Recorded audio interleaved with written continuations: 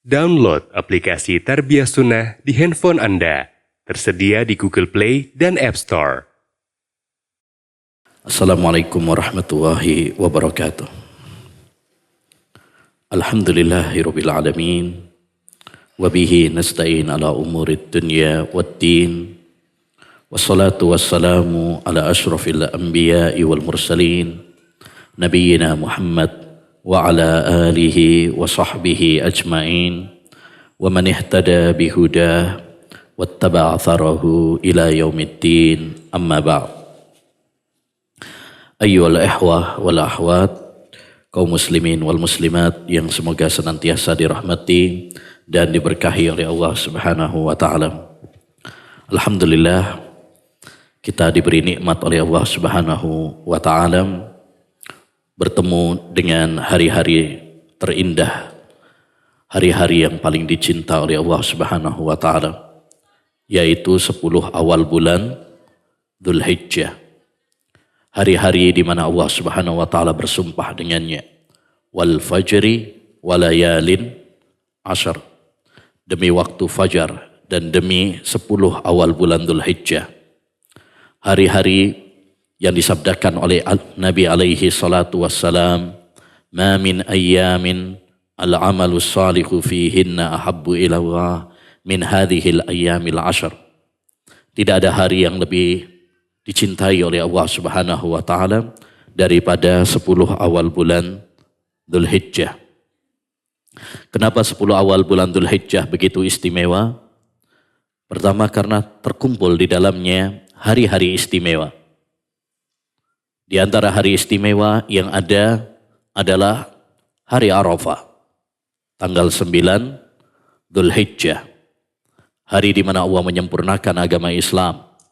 Hari di mana Allah Subhanahu wa taala banyak membebaskan hambanya dari neraka, mengabulkan doa-doa mereka, dan berbangga di hadapan para malaikatnya. Kata Nabi alaihi salatu wassalam, ma min yaumin aktsaru min an yu'tiqallahu fihi abdahu minan nar min yaumi Arafah wa innahu la yadnu summa yubahi bihimul malaika fayaqul ma arada haula. Tidak ada hari di mana Allah Subhanahu wa taala lebih banyak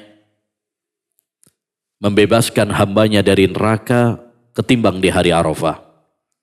Di hari itu Allah Subhanahu wa taala mendekat kepada hambanya dan bangga di hadapan para malaikatnya, serta mengabulkan doa-doa mereka seraya mengatakan, apa yang diinginkan oleh hambaku? Mereka ingin apa? Saya akan penuhi permintaan mereka. Saya akan kabulkan doa mereka. Dan hari yang istimewa juga adalah hari penyembelihan, tanggal 10 Dzulhijjah. Nabi bersabda, a'zamul ayyami indallah ayyamun nahr, yaumun nahri wa yaumul qar. Hari yang paling agung di sisi Allah Subhanahu wa taala adalah hari penyembelihan, tanggal 10 Dzulhijjah. Jadi terkumpul di 10 awal bulan Dzulhijjah ini waktu-waktu yang istimewa dan juga amalan-amalan yang istimewa. Makanya dianjurkan kita di 10 awal bulan Dzulhijjah ini untuk berlomba-lomba di dalam kebaikan. Baik itu puasa, disyariatkan bagi kita memperbanyak puasa sejak tanggal 1 sampai tanggal 9. Terutama lagi nanti hari Arafah. Ya, hari Rabu jangan lupa untuk puasa Arafah. Ajak keluarga kita, anak-anak kita, suami kita, ya, tetangga kita, sahabat kita untuk puasa Arafah. Karena keutamaannya sangat besar. Ahtasibu 'ala Allah an yukaffiras sanatal madiyah wal qabilah. Kata Nabi alaihi salatu wassalam, puasa Arafah itu menghapus dosa-dosa setahun yang lalu dan setahun yang akan datang. Makanya para ulama sangat menekankan sekali untuk puasa Arafah ini. Sunnah dengan kesepakatan para ulama. Bahkan kata Sa'id bin Jubair, aikidu khadamakum wa auladakum liyatasahharu yauma Arafah. bangunkan pelayan-pelayan kalian, pembantu-pembantu kalian, dan anak-anak kalian, putra-putri kalian untuk sahur di hari Arafah. Ya, demikian juga dianjurkan bagi kita terkumpul di dalamnya memperbanyak zikir kepada Allah Subhanahu wa taala. Baca Al-Qur'an, bersolawat kepada Nabi, takbiran, ya, tahlil, tahmid, mengucapkan alhamdulillah, la ilaha illallah, Allahu akbar. Fa'aksiru fihinna minat tahlili wat takbiri wat tahmid.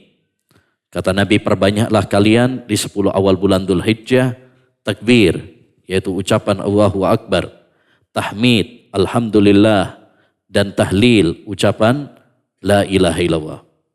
Ya, agar kita selalu ingat sama Allah Subhanahu wa taala. Agar kita tidak lupa sama Allah Subhanahu wa taala, tidak lalai dari Allah Subhanahu wa taala. Bahkan ketika kita bersenang-senang dengan makan dan minum, Rasulullah mengingatkan kepada kita, jangan lupa untuk terus mengingat Allah. Ayyamu tasyrik, ayyamu aqlin wa syurbin wa dzikrin lillah.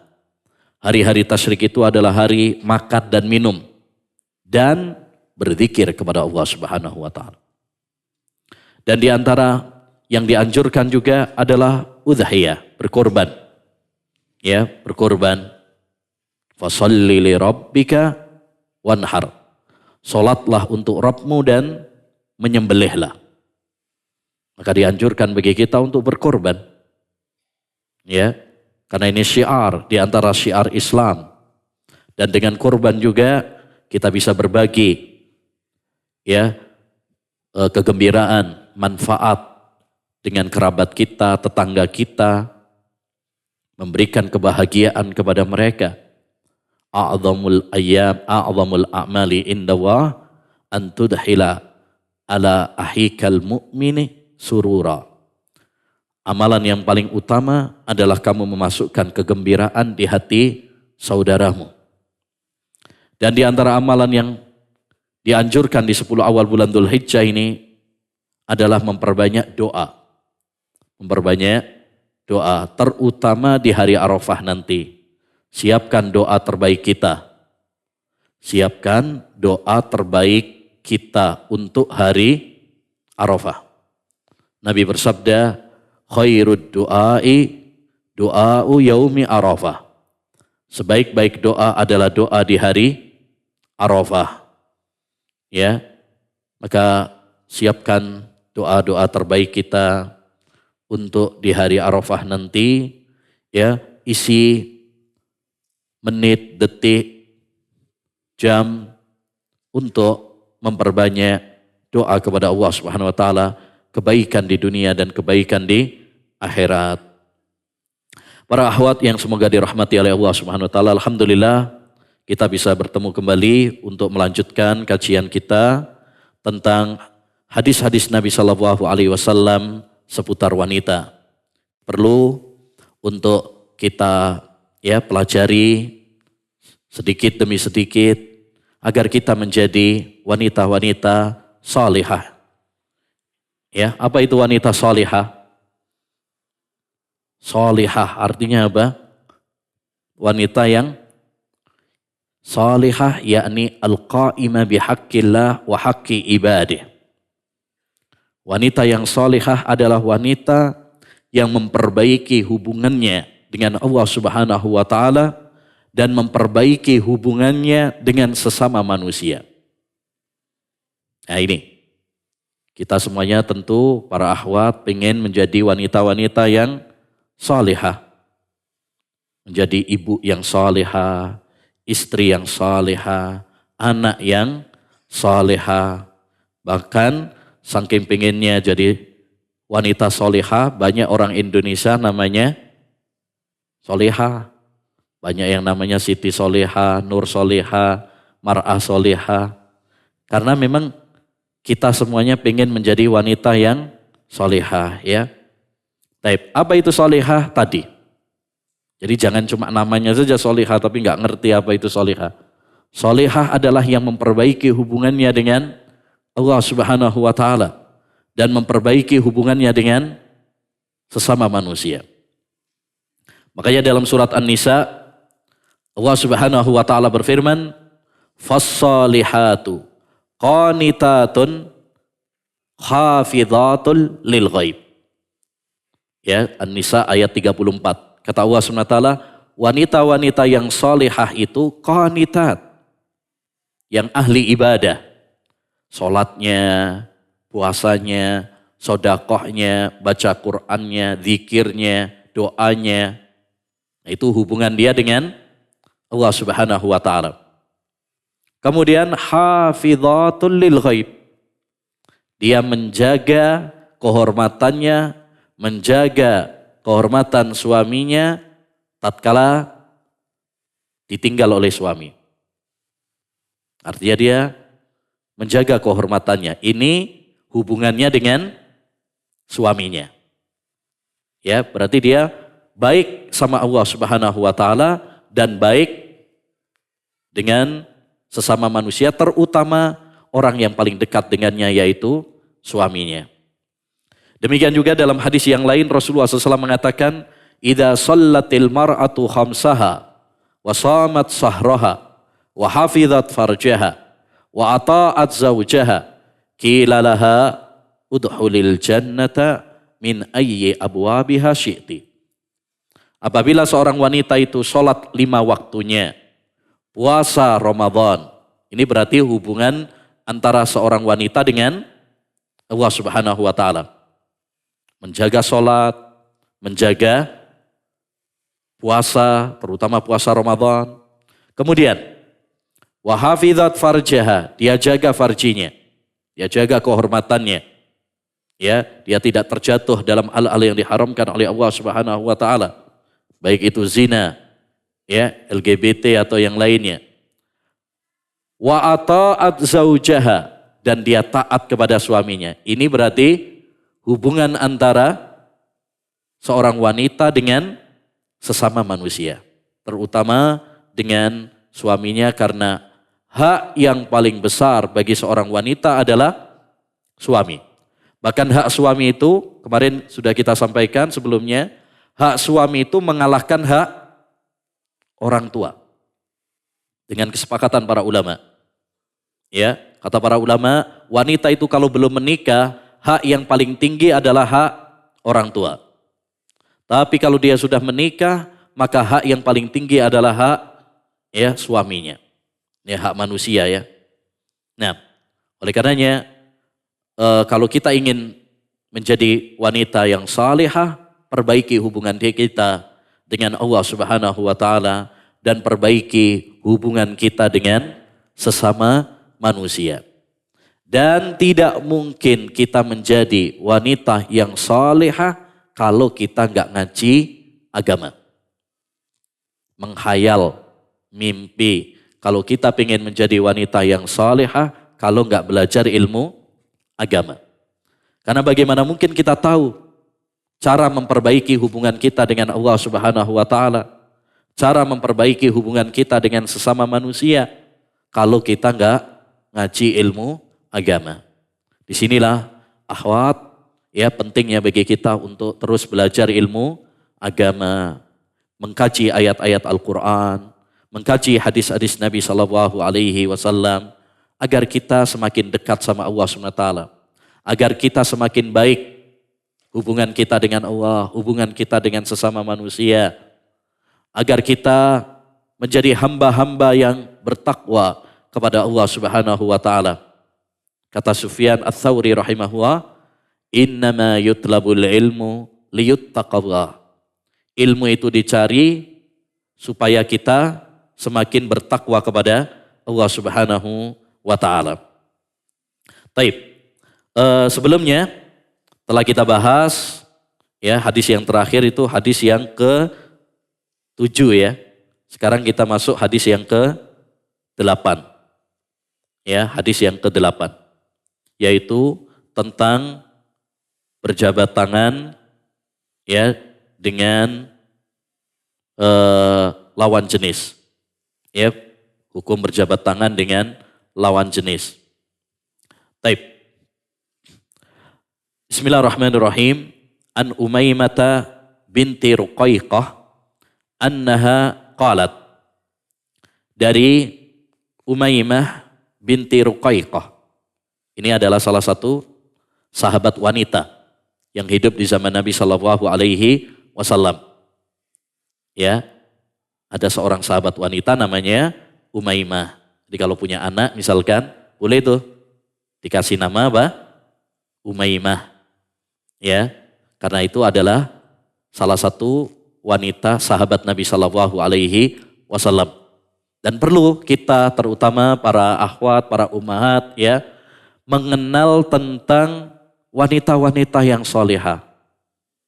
Dari istri-istri Nabi, sahabat-sahabat Nabi Shallallahu Alaihi Wasallam, kemudian juga mengenal, ya, wanita-wanita salaf, wanita-wanita solehah, supaya kita memiliki teladan. Jangan sampai kita salah idola. Nabi Shallallahu Alaihi Wasallam mengatakan, al-mar'u ma'aman ahabba. Orang itu akan dikumpulkan bersama idolanya. Ya, jangan salah ngefans, ya.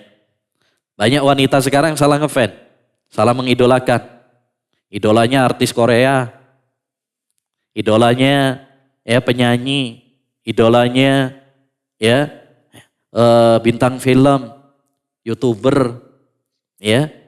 Padahal mereka kadang bukan orang Muslim, kadang mereka wanita-wanita yang fasik, ya, naudzubillah.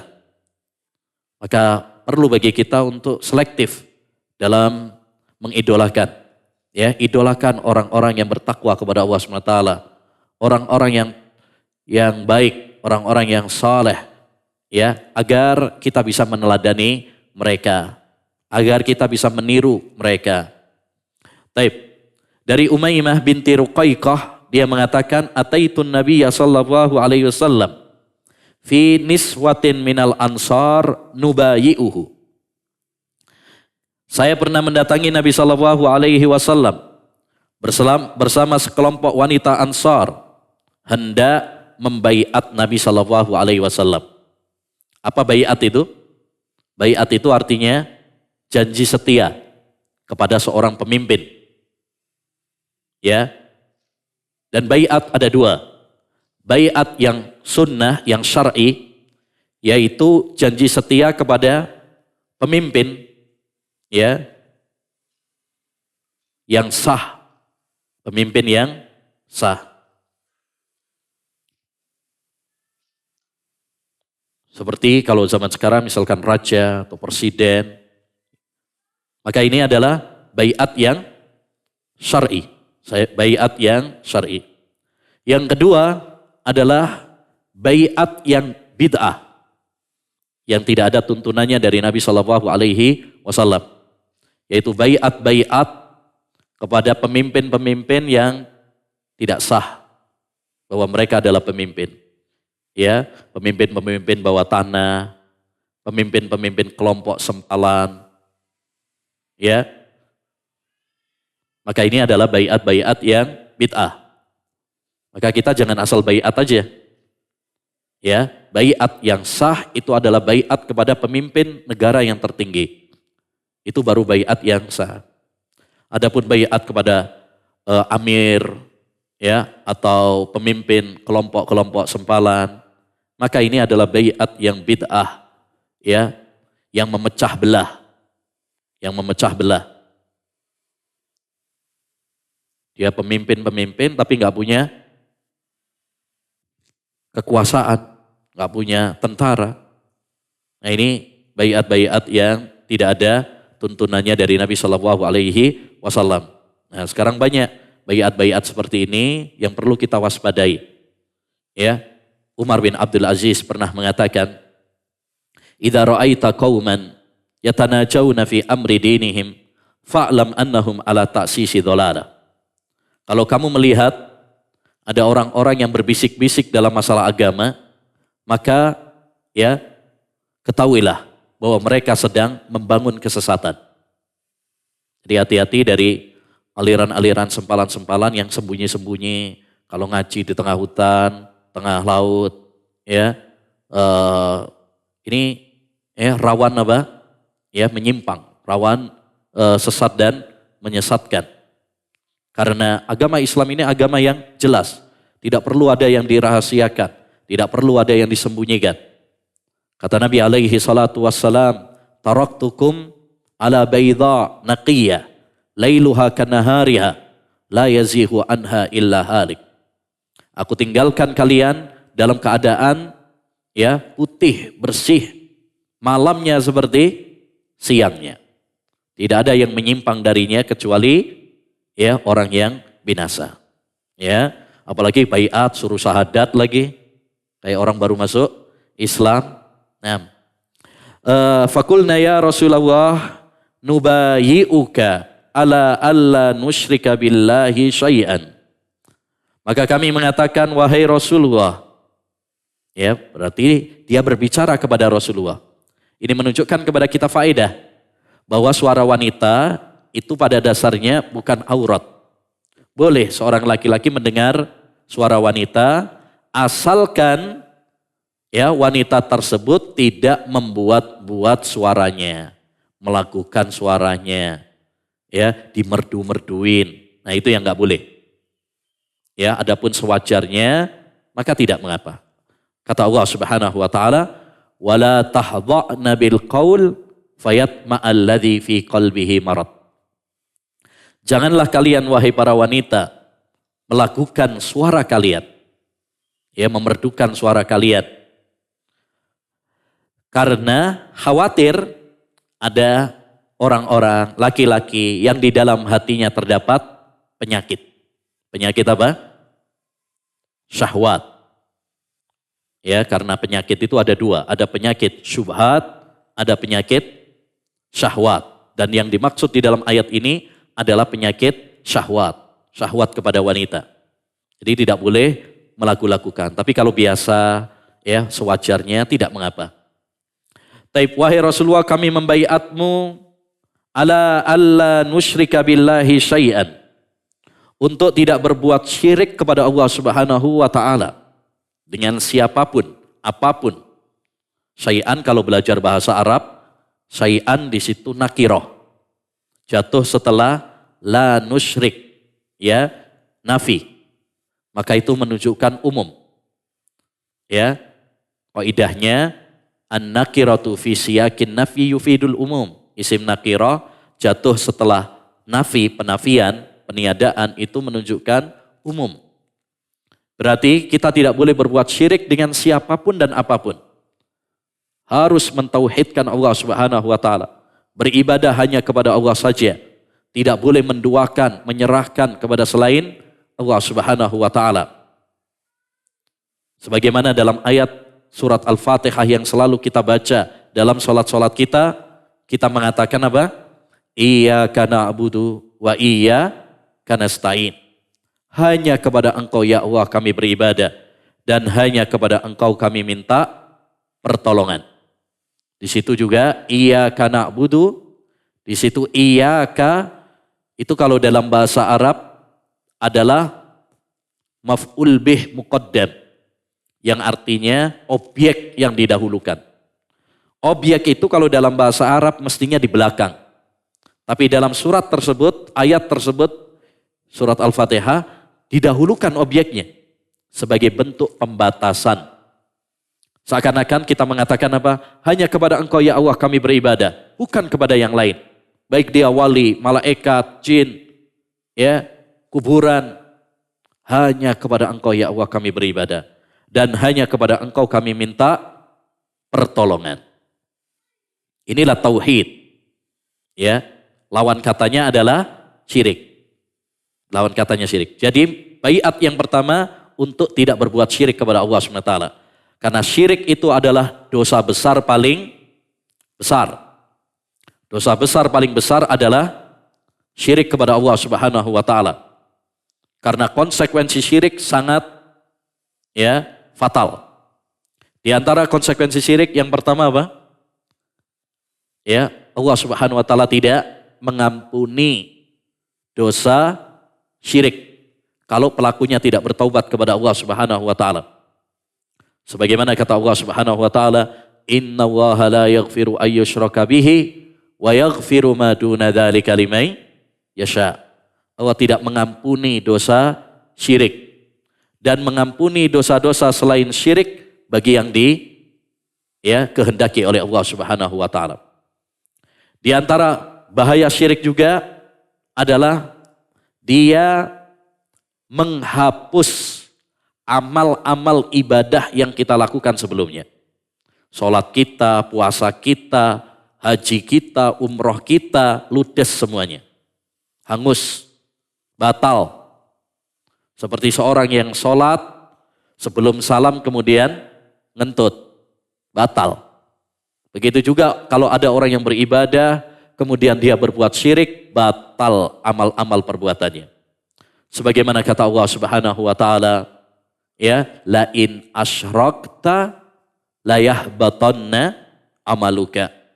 Kalau kamu berbuat syirik, batal semua amal perbuatanmu. Dan di antara bahaya syirik juga para akhwat adalah apa?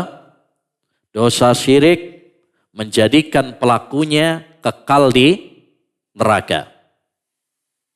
Sebagaimana firman Allah Subhanahu wa taala, "Wa may yusyrik billah faqad harramallahu 'alaihil jannah wa ma'wahu an-nar wa ma lidh-dhalimin min ansar." Barang siapa yang berbuat syirik kepada Allah Subhanahu wa taala, maka Allah haramkan baginya surga. Dan tempat tinggalnya adalah di neraka. Dan tidak ada penolong bagi orang-orang yang berbuat syirik. Orang-orang yang berbuat zalim. Dan syirik itu termasuk perbuatan zalim. Inna syirka la dzulmun adzim. Syirik itu termasuk kezaliman yang sangat besar. Jadi isi baiat para wanita kepada Nabi yang pertama yaitu tauhid dan tidak berbuat syirik kepada Allah Subhanahu wa taala. Kemudian yang kedua, wala nasriqa. Kami membaiatmu untuk tidak mencuri. Karena mencuri termasuk dosa besar. Bahkan hukumannya sangat keras dalam Islam. Apa hukumannya? Dipotong tangannya. Telapak tangan Sebagaimana dalam surat Al-Maidah ayat 38 kata Allah Subhanahu wa taala, "Was-sariqu was-sariqatu faqta'u aydiyahum." Pencuri laki-laki dan pencuri perempuan, potonglah telapak tangannya. Tentunya dengan aturan-aturan yang berlaku sebagaimana dalam kitab-kitab fikih penjelasannya. Salah satu aturannya bahwa yang berhak memperlakukan hukum potong tangan adalah pemimpin. Jadi bukan masyarakat biasa, itu adalah wilayah pemimpin. Jadi isi baiat yang kedua adalah tidak mencuri. Yang ketiga, wala nazniya. Kami membaiatmu wahai Nabi untuk tidak berzina. Waliyadzubillah. Berzina adalah hubungan badan antara seorang laki-laki dengan seorang perempuan tanpa ikatan yang dihalalkan oleh Allah SWT seperti pernikahan. Dan ini termasuk dosa besar. Termasuk dosa besar. Allah Subhanahu wa taala berfirman, "Wala taqrabuz zina innahu kana fahisyatan wa sa'a sabila." Janganlah kalian mendekati perzinaan. Karena zina itu adalah termasuk perbuatan yang keji, kotor. Kotor, keji. Ini menunjukkan bahwasanya zina termasuk dosa besar dengan kesepakatan para ulama. Karenanya di dalam Islam orang yang berzina pun dihukum dengan hukuman yang sangat keras. Apa hukumannya pezina? Diperinci. Tidak semuanya dirajam. Diperinci. Kalau dia sudah menikah dengan pernikahan yang sah, maka dirajam. Dirajam itu apa? Dilempari dengan batu sampai mati. Dan itu dipraktekkan oleh Nabi, dipraktekkan pada zaman Abu Bakar, Umar, ya, dan sebagainya. Dan rajam adalah hak, benar adanya. Itu salah satu hukum Islam, sekalipun orang-orang liberal, ya, orang-orang yang anti-Islam, ya, menolaknya.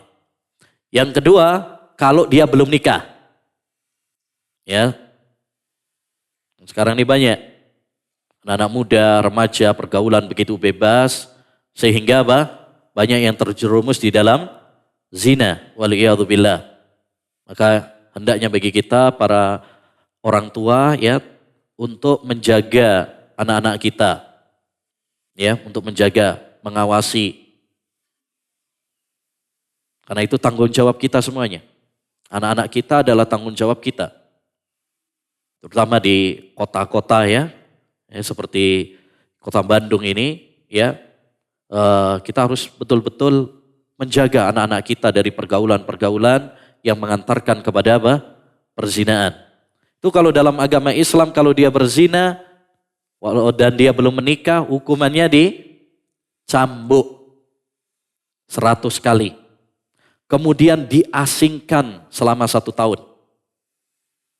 Sebagaimana dalam surat An-Nur, kata Allah Subhanahu wa taala, "Az-zaniyatu waz-zani fajlidu kulla wahidin minhuma mi'ata jaldah." Pezina perempuan, ya, pezina perempuan. Surat An-Nur ayat 2, ya. Pezina perempuan. Ini menarik ini. Kalau dalam ayat pencurian tadi, yang didahulukan siapa? Laki-laki. Tapi dalam ayat perzinaan yang didahulukan perempuan. Pezina perempuan dan pezina laki-laki cambuklah masing-masing 100 kali. Ya, kalau dalam ayat perzinaan yang didahulukan perempuan. Kemarin sudah pernah kita sindir, ya. Kenapa kalau dalam ayat pencurian yang didahulukan laki-laki, kalau dalam ayat perzinaan yang didahulukan perempuan? Ya, jawabannya karena kalau mencuri itu yang paling banyak adalah laki-laki. Ya, kalau perempuan pinternya mencuri hati laki-laki. Tapi kalau berzina didahulukan perempuan karena yang paling banyak, ya, menggoda dengan dandanannya, pakaiannya, ya, dengan penampilannya, itu adalah perempuan. Makanya didahulukan perempuan. Intinya isi baiat yang ketiga adalah mereka tidak berzina. Wala na'tiya bi buhtanin naftarihi baina aidina wa arjulina. Ya. Dan kami tidak mendatangkan kedustaan yang dibuat-buat di antara kami. Ya. Maksudnya membuat kedustaan dalam masalah nasab. Dalam masalah nasab. Jangan sampai misalkan naudzubillah dia hamil, ya, anak orang lain, tapi anak tersebut dinisbatkan kepada suaminya. Misalkan selingkuh, naudzubillah, misalkan, kemudian dia apa? Menisbatkan anak tersebut kepada suaminya. Ya, dibilang ini anakmu, padahal sebenarnya bukan anaknya dia, anak orang lain. Maka ini termasuk kedustaan, dan kedustaan yang paling parah. Kenapa? Karena merusak nasab. Ya, merusak nasab, kacau jadi nasabnya. Padahal di dalam agama Islam, Islam itu menjaga 5 hal penting. Ini yang disebut dengan khams dzaruriyat oleh para ulama. 5 hal penting yang dijaga oleh syariat. Ya, Islam itu dengan kesepakatan para ulama menjaga 5 hal. Apa 5 hal itu? 1, Islam menjaga agama. Islam menjaga agama. Makanya kita dianjurkan beribadah, dianjurkan beriman, beramal soleh. Yang kedua, Islam menjaga nyawa. Makanya kita dilarang untuk membunuh. Ya, karena itu tidak menjaga nyawa. Bahkan Nabi SAW pernah bersabda, la zawalud dunya wa ma fiha ahwanu indallah min qatli muslimin bighairi haq. Hancurnya dunia beserta isinya lebih ringan di sisi Allah Subhanahu wa taala daripada terbunuhnya nyawa seorang muslim tanpa alasan yang benar. Bahkan dalam sebuah hadis yang disahihkan oleh Syekhul Albani, besok kata Nabi alaihi salatu wassalam, di akhirat kelak orang yang dibunuh akan mengadu kepada Allah Subhanahu wa taala dan dia membawa tengkorak kepalanya sendiri dan tengkorak kepala pembunuhnya, sedangkan lehernya bersimbah darah. Kemudian dia mengadu kepada Allah Subhanahu wa taala, Rabbi sal hadza lima qatalani. Ya Allah, tanyakan sama orang ini, kenapa dahulu dia membunuhku? Apa alasannya? Jadi yang kedua, Islam menjaga nyawa. Yang ketiga, Islam menjaga harta. Makanya dilarang pencurian. Dilarang pencurian. Dilarang merampok. Dilarang berbuat merampas harta orang lain. Riba, menipu, suap. Karena itu adalah merusak harta. Kita dianjurkan untuk bekerja. Yang keempat, Islam menjaga nasab. Makanya kita dianjurkan menikah, dilarang dari berzina. Semua itu demi terjaganya nasab. Tidak boleh menisbatkan kepada selain bapaknya, menasabkan kepada selain bapaknya. Ini dalam rangka untuk menjaga nasab. Ya. Jadi salah satu yang dijaga dalam syariat Islam itu adalah masalah nasab.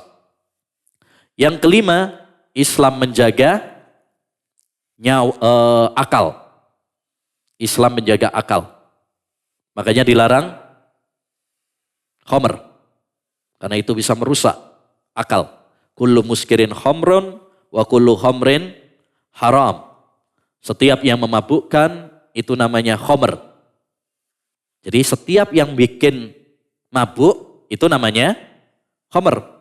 Walaupun orang nggak menyebutnya sebagai khamr. Tapi Nabi menyebutnya sebagai khamr. Jadi patokan khamr itu yang penting merusak akal. Bikin orang nggak sadar. Itu namanya khamr. Apapun namanya. Whisky, brandy, narkoba, oplosan, pil koplo. Apapun namanya, kalau itu membuat kita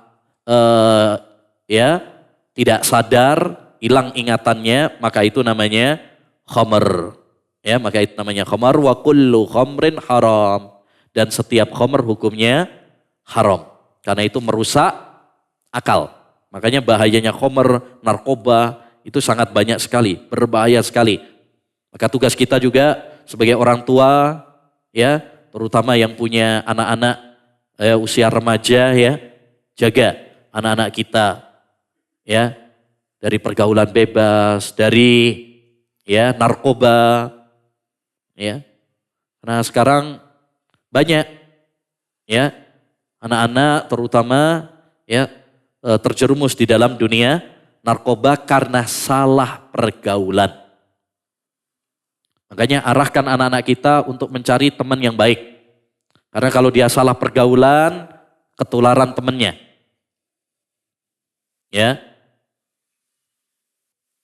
Ada satu keluarga,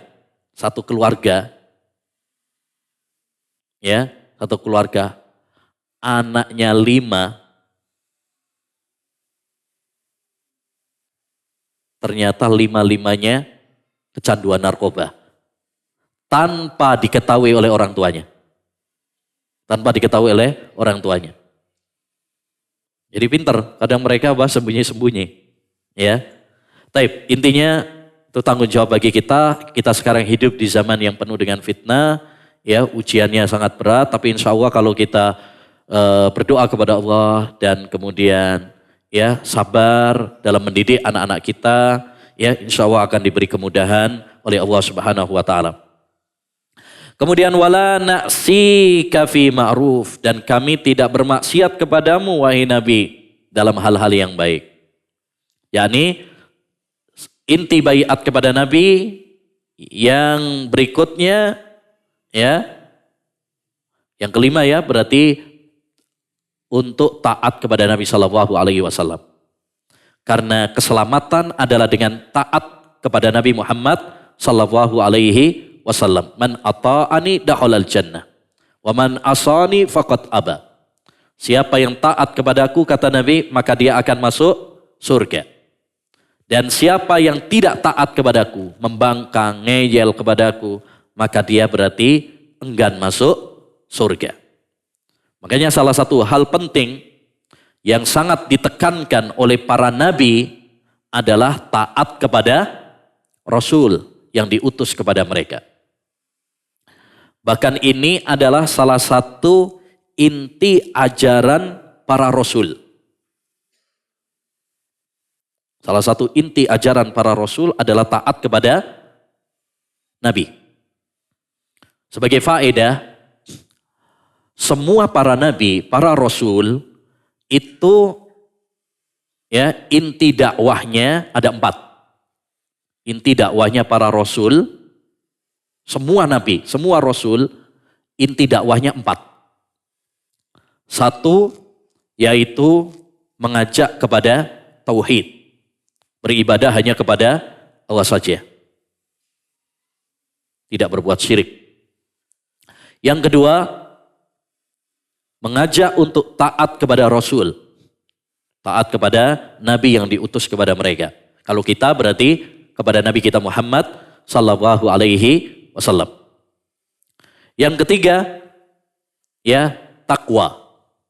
Semua para Nabi mengajak kepada umatnya untuk bertakwa kepada Allah Subhanahu wa taala, melaksanakan perintah-perintah Allah dan menjauhi larangan-larangan Allah Subhanahu wa taala. Yang keempat, istighfar. Semua para nabi mengajak kepada kaumnya untuk memperbanyak istighfar, taubat, banyak minta ampun kepada Allah Subhanahu wa taala, karena kita harus mengakui bahwa kita banyak salahnya, banyak kekurangannya. Baik. Kata Nabi alaihi salatu wassalam, fi mastata'tunna wa ataqtunna. Ya.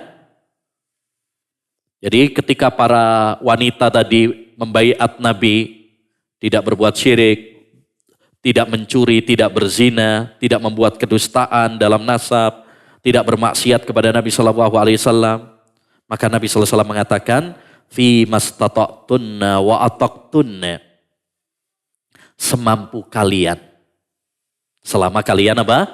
Mampu. Kenapa? Karena Islam itu mudah, tidak membebani suatu jiwa kecuali sesuai dengan kemampuannya. Fattaqullaha mastata'tum. Bertakwalah kepada Allah semampu kalian. La yukallifullahu nafsan illa wus'aha. Allah tidak membebani suatu jiwa kecuali ya sesuai dengan kemampuannya. Makanya di antara kaidah fikih yang disebutkan oleh para ulama, la wajiba ma'al ajzi wala muharrama ma'adz dzarurah. Tidak ada kewajiban kalau kita tidak mampu. Haji itu wajib, tapi kalau nggak mampu, ya gugur kewajiban tersebut. Puasa itu wajib, tapi kalau sakit, nggak sanggup untuk berpuasa, ya Allah berikan rukhsah, keringanan. Itulah kemurahan dan kemudahan agama Islam. Makanya kita harus bangga dan kita harus gembira, bersyukur tatkala Allah SWT memberikan nikmat kepada kita, nikmat Islam. Karena Islam adalah agama yang mudah. Innad dina yusrun. Agama Islam itu agama yang mudah. Yuridullahu bikumul yusra wala yuridu bikumul usra. Allah Subhanahu wa taala menginginkan kemudahan kepada kalian, tidak menginginkan kesulitan kepada kalian. Qalat, berkata Umaymah, ya rawi hadis, sahabat wanita yang meriwayatkan hadis ini. Qulna Allahu wa rasuluhu arhamu bina. Allah dan Rasulnya lebih sayang kepada kami. Masya Allah. Yang semangat ibu-ibunya, yang semangat wanita-wanita yang membaiat tersebut, tapi Nabi dengan mudahnya mengatakan apa? Semampu kalian aja. Ya, semampu kalian saja. Karena tidak pingin untuk memberi beban di luar dari kemampuan mereka. Inilah bentuk kasih sayang Allah dan bentuk kasih sayang Rasulullah SAW kepada umatnya. Dan Masya Allah ya, Allah itu lebih sayang kepada kita daripada sayangnya kita terhadap diri kita sendiri. Makanya Allah Subhanahu wa taala melarang dari bunuh diri. Wala taqtulu anfusakum innallaha kana bikum rahima. Janganlah kalian membunuh diri kalian sendiri. Bunuh diri itu enggak boleh, haram, dosa besar. Kenapa? Sesungguhnya Allah sayang kepada kalian. Orang yang bunuh diri itu berarti tidak sayang terhadap dirinya. Tapi Allah ternyata lebih sayang kepada kita daripada kita terhadap diri kita sendiri. Ya, begitu juga Rasulullah SAW. Rasulullah begitu sayang kepada kita, kepada umatnya. Bahkan kepada kita yang belum pernah ketemu. Rasulullah itu sangat sayang. Dalam hadis Aisyah radhiyallahu anha, ya, pernah suatu saat Aisyah melihat Rasulullah SAW dalam momen yang menyenangkan. Suasana yang menyenangkan. Akhirnya dimanfaatkan oleh Aisyah. Apa? Apakah minta duit? Ya, apakah minta tambahan belanja? Enggak. Ya Rasulullah, ud'ullaha li. Wahai Rasulullah, tolong doakan saya. Nah ini. Jadi ini juga bisa ditiru ya. Jadi kalau suami dalam suasana bagus itu dimanfaatkan untuk minta sesuatu. Jadi jangan pas lagi apa? Sumpah, minta, nah itu alamat. Alamat bakalan ditolak permintaannya. Alamat bakalan malah diomelin. Ya, karena dia lagi pusing. Ya, lagi pusing. Tapi kalau lagi suasana bagus gitu ya manfaatkan itu. Tapi ya yang paling penting kita contoh Aisyah. Memanfaatkan suasana bagus bukan untuk dunia.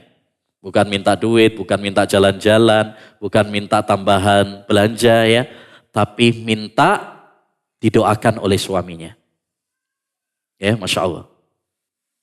Akhirnya Rasulullah SAW mendoakan. Allahumma gfir li Aisyah. Ma taqaddama minha wa ma ta'akhir. Ma asarrat minha wa ma a'lanat. Ya Allah, ampuni dosa-dosa Aisyah. Dosa-dosa yang dulu dan yang akan datang. Dosa-dosa yang dia lakukan saat terang-terangan ataupun sendirian. Sembunyi-sembunyi. Mendengar doa Rasulullah tersebut, Aisyah senang banget. Kegirangan. Sampai tersenyum-senyum. Maka ya Rasulullah SAW kemudian mengatakan, ayasurruki du'ai ya Aisyah. Wahai Aisyah, apakah doaku tadi membuat kamu senang? Kata Aisyah, ya. Walima la yasurruni du'auka ya Rasulullah. Siapa yang gak senang mendapatkan doa seperti itu wahai Rasulullah? Kita didoain sama ustadz saja senang. Apalagi kalau didoain Rasulullah sallallahu alaihi wasallam. Kemudian, ini perhatikan bagaimana perkataan Nabi sallallahu alaihi wasallam. Wallahi innaha la du'ai li ummati fi kulli salat. Wallahi wahai Aisyah, itu adalah doaku untuk umatku setiap sholat. Ini bukan kamu saja. Saya berdoa dengan doa seperti itu untuk umatku setiap sholat. Masya Allah. Ini menunjukkan bagaimana apa? Cinta Rasulullah SAW kepada umatnya. Betapa sayangnya Rasulullah SAW kepada umatnya. Maka hendaknya bagi kita juga para akhwat, ya, para ummahat untuk cinta kepada Nabi kita Muhammad SAW, ya, untuk rindu kepada Nabi SAW. Rasulullah merindukan kita, ya. Pernah Rasulullah SAW pernah mengatakan, ya, wadittu an altaqiya bi ihwani. Aku pingin rindu bertemu dengan saudara-saudaraku. Lalu para sahabat mengatakan, alasna ihwanaka ya Rasulullah. Bukankah kami adalah, ya, teman-temanmu wahai Rasulullah, sahabat-sahabatmu wahai Rasulullah? Maka Rasulullah mengatakan, antum ashabi, kalian sahabat-sahabatku. Wa ihwani alladzina yu'minuna bi walam yarawni. Adapun saudaraku yang aku rindu bertemu dengan mereka adalah mereka yang beriman kepadaku, tapi mereka belum pernah melihatku. Jadi Rasulullah sangat rindu kepada para, ya, umatnya yang beriman kepadanya. Taib. Qulna Allahu wa rasuluhu arhamu bina halumma nubayyika ya Rasulullah. Mari kami membaiatmu wahai Rasulullah sallallahu alaihi wasallam. Faqala Rasulullah sallallahu alaihi wasallam, maka Rasulullah mengatakan, inni la usafihun nisa. Aku tidak berjabat tangan dengan wanita, lawan jenis. Karena Rasulullah lelaki dan mereka yang ingin membaiat tersebut adalah rombongan para wanita. Aku enggak berjabat tangan dengan para wanita. Innama qawli lim'i'atim ra'atin kaqawli limra'atin wahidah. Sesungguhnya ucapanku kepada 100 wanita sama seperti ucapanku kepada satu wanita. Maksudnya sudah terwakili. Ya, satu wanita itu berarti sudah mewakili yang lainnya. Dan ini yang menjadi pembahasan, ya, dalam buku ini, yaitu tentang larangan jabat tangan antara laki-laki dengan perempuan yang bukan mahramnya. Yang bukan mahramnya. Bahkan di dalam hadis yang diriwayatkan oleh At-Tabarani dan dihasankan oleh Syekh Al-Albani rahimahullah dalam silsilah ala hadis as-sahihah, bahwa Nabi alaihi salatu wassalam pernah bersabda, la ayyut ana fi ra'si ahadikum bimihyatin min hadid khairun lahu min ayyamassam ra'atan la tahillu lahu. Seorang ditusuk kepalanya dengan jarum dari besi, itu lebih baik baginya ketimbang dia, ya, menyentuh wanita yang tidak halal baginya. Ini juga dijadikan dalil oleh para ulama, larangan apa? Berjabat tangan dengan yang bukan mahramnya. Kenapa tidak boleh? Mungkin ada yang bertanya, ini ekstrim banget nih, radikal nih, ya, jabat tangan aja nggak boleh, ya. Islam kaidahnya sering saya sampaikan, kaidah yang disampaikan oleh para ulama, innallaha idza harrama syai'an harrama wasailahu. Ini kaidah penting. Sesungguhnya Allah Subhanahu wa taala Apabila mengharamkan sesuatu, maka Allah haramkan juga apa? Sarananya, wasilahnya. Yang bisa mengantarkan kepada larangan tersebut, itu juga dilarang. Islam melarang perzinaan. Maka segala sarana yang bisa mengantarkan kepada perzinaan pun ditutup. Makanya nggak boleh berdua-duaan dengan wanita yang bukan mahram. Ya. Atau seperti zaman sekarang apa? Pacaran. Nyarinya tempat-tempat yang sepi, remang-remang. Itu kata Nabi apa? Tidaklah berdua-duaan lelaki dengan wanita yang bukan mahram kecuali yang ketiganya adalah setan. Setan yang akan menggoda. Ya, awalnya cuma ya kenalan-kenalan aja, tapi lambat laun akan menjurus kepada perzinaan waliyadzubillah. Ini yang disebut dengan kaidah saddud dzariyah, membendung segala hal yang menjurus kepada keharaman. Ya, sebagaimana pembunuhan dilarang, maka sarananya pun dilarang. Makanya kita nggak boleh menodongkan senjata walaupun cuma guyonan, bercanda, itu nggak boleh. Man asyara ila ahihi bihadidatin la'anat hal malaika. Siapa yang menodongkan senjata kepada saudaranya, ya, maka malaikat akan melaknatnya. Baik dia serius ataupun bercanda. Atau kalau istilah sekarang, ngeprank. Nggak boleh. Karena biasanya awalnya bercanda, kemudian apa? Jadinya beneran. Hati-hati. Ya. Khamr diharamkan oleh Allah Subhanahu wa taala. Maka segala sarana yang menjurus kepada khamr dilarang.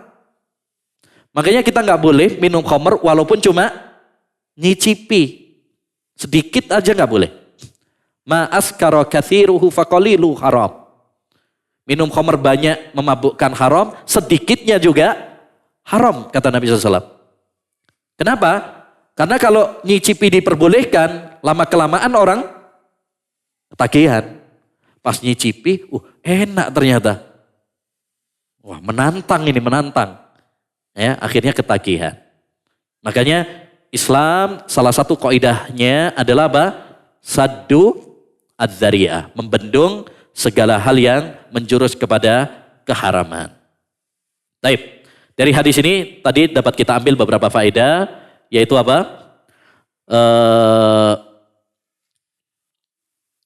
Peringatan kepada wanita dari dosa-dosa besar. Apa saja dosa besar tadi? Syirik, mencuri, berzina, ya, menisbatkan anak kepada selain bapaknya. Ini termasuk dosa besar. Dan di antara faedah dari hadis yang mulia ini, larangan berjabat tangan dengan lawan jenis yang bukan mahramnya. Ya, baik berjabat tangan, bersentuhan. Karena itu apa? Sarana yang bisa menjerumuskan kepada perbuatan zina waliyadzu billah. Dan di antara faedah dari hadis yang mulia ini adalah ya, bahwa kewajiban itu diwajibkan sesuai kemampuan. Kalau memang nggak mampu, maka itu dimaafkan oleh Allah Subhanahu wa taala. Dan di antara faedah dari hadis yang mulia ini adalah ya, kasih sayang Allah dan Rasulnya kepada umatnya, termasuk kepada para wanita. Bagaimana Allah begitu sayang, bagaimana Rasulullah SAW begitu sayang kepada mereka. Dan di antara faedah dari hadis yang mulia ini, bahwa suara wanita itu bukanlah aurat. Jadi boleh ya seorang wanita berbicara dengan seorang laki-laki, ya, asalkan dengan catatan, yaitu apa? Tidak memerdukan suaranya, dibuat-buat, ya, sehingga mengfitnah. Maka ini nggak boleh. Baik. Berikutnya kita lanjutkan hadis yang berikutnya, hadis yang ke-9. Wanita dan mode. An Ibnu Umar anna Rasul radhiyallahu anhuma anna Rasulullah sallallahu alaihi wasallam qala. Dari sahabat Ibnu Umar, Semoga Allah Subhanahu wa taala meridhoinya, meridhoi keduanya. Karena Ibnu Umar, Abdullah bin Umar, juga ayahnya yaitu Umar bin Khattab, dua-duanya adalah sahabat. Ya, kalau ada seorang sahabat, bapaknya juga sahabat, maka itu berarti kita doakan dengan radhiyallahu anhuma. Semoga Allah meridhoi keduanya. Karena anaknya dan bapaknya dua-duanya adalah sahabat. Baik.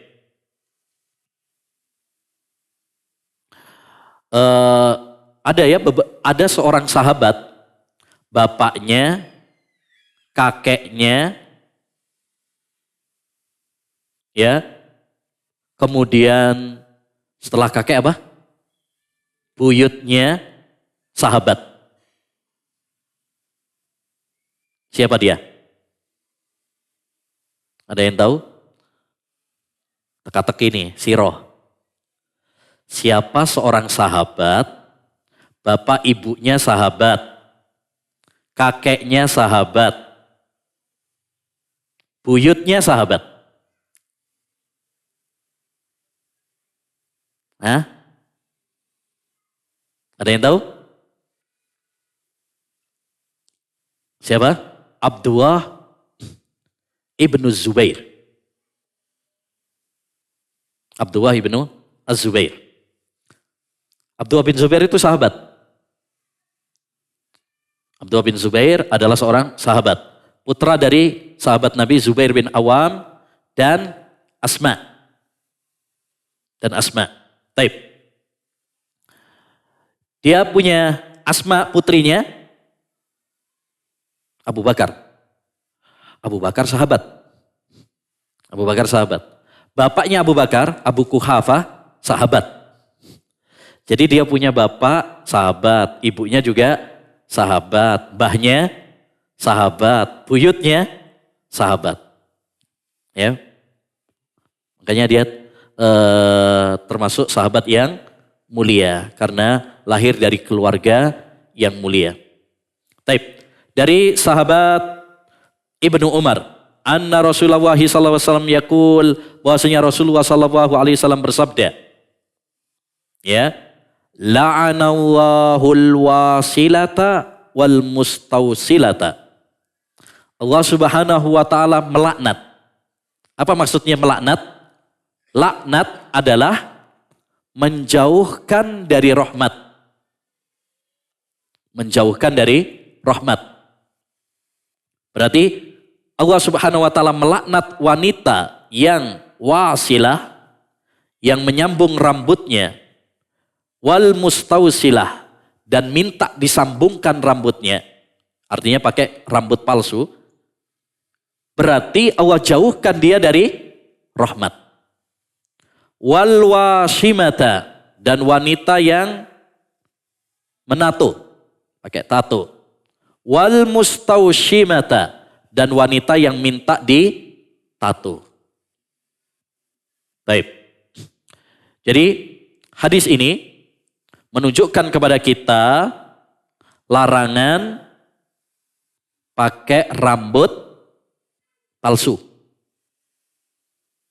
Ya, jadi perempuan nggak usah pakai rambut palsu, alis palsu, hidep palsu, ya.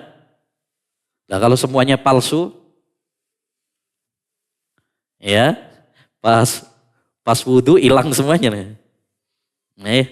Nah, terkadang seorang wanita kurang puas dengan apa yang telah Allah Subhanahu wa taala berikan kepadanya. Udah dikasih asli, bagus-bagus, malah diganti sama yang palsu. Padahal kalau dikasih duit palsu nggak mau. Maunya yang asli. Ya. Tapi rambut banyak yang malah pengen palsu. Ya. Alis palsu. Gigi palsu. Ya. Kulit palsu. Jadi, nah ini Islam itu menginginkan kita itu apa adanya. Ya, aslinya bagaimana dari ciptaan Allah Subhanahu wa taala. Jangan ada penipuan di antara kita.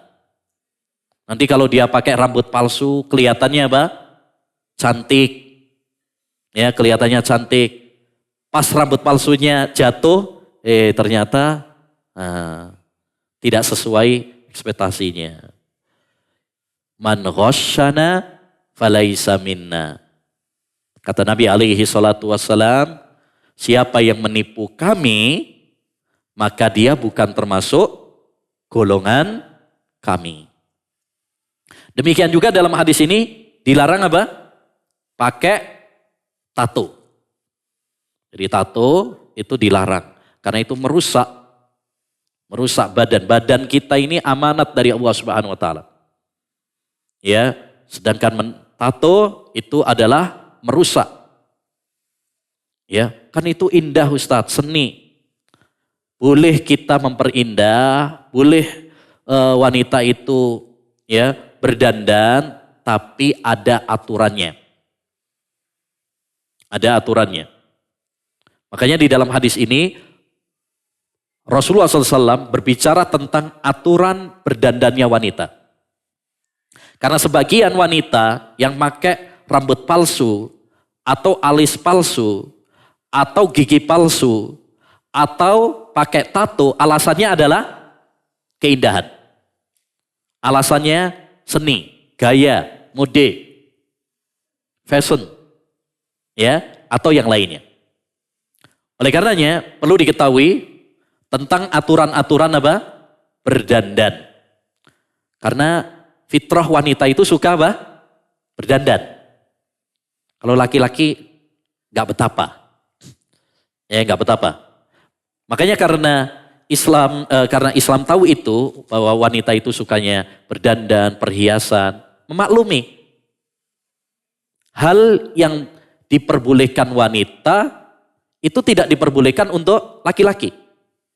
Contoh, laki-laki nggak boleh pakai emas.